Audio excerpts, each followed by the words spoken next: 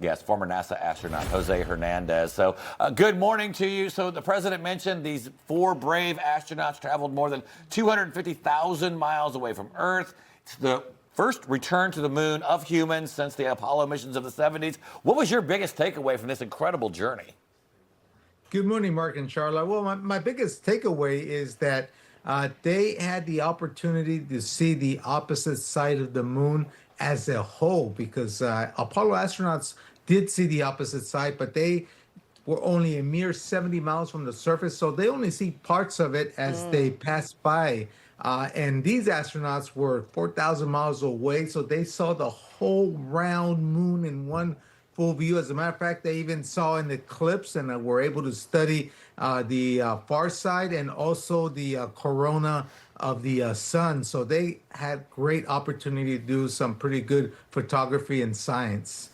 Yeah, we know that during the 6-hour lunar flyby, the crew observed a sunrise, like a solar eclipse, not visible from the Earth's surface. And astronauts also reporting that the moon appeared very brown with some unusual green hues as well. What other notable observations do you think they'll be sharing with us in the coming days? We've seen some of the images already. I know they've been taking a lot of photos up there.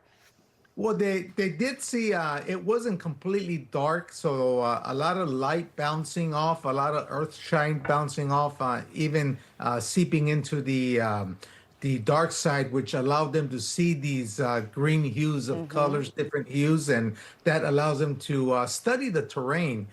Because not a lot is known on the opposite side of the moon. And I think we got some great photography to see what's viable there if we ever want to go there. But I know we're going down to the South Pole to establish a lunar base in future Artemis missions. And that's going to get us ready to go to Mars and beyond, which is very exciting. Wow, yeah, incredible. So one of the most interesting things for me was that they went through a 40-minute communication blackout while they were on the backside of the moon. Now that's something that we always had happen during the Apollo missions.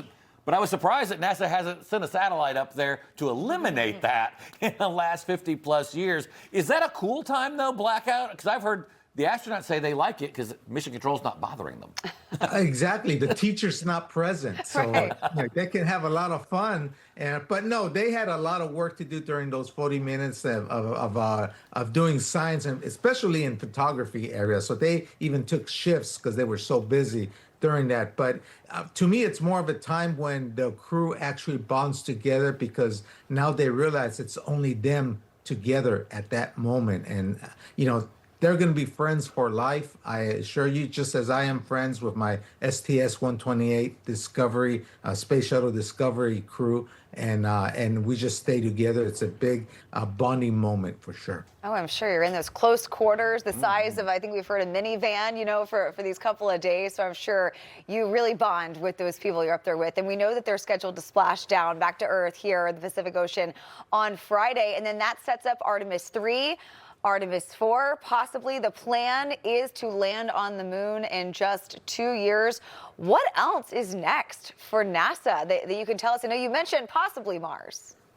Yes, well, Artemis 3 next year, 2027, we're going to test the docking mechanisms of the lunar landers by SpaceX and Blue Origin. And then Artemis 4 and 5, we're going to land on the moon and then start establishing a lunar base to test all the technologies that we're going to be needing to go to Mars and beyond. And I envision that's going to happen in about 15 years. But we're going to have a long duration presence on the surface of the moon.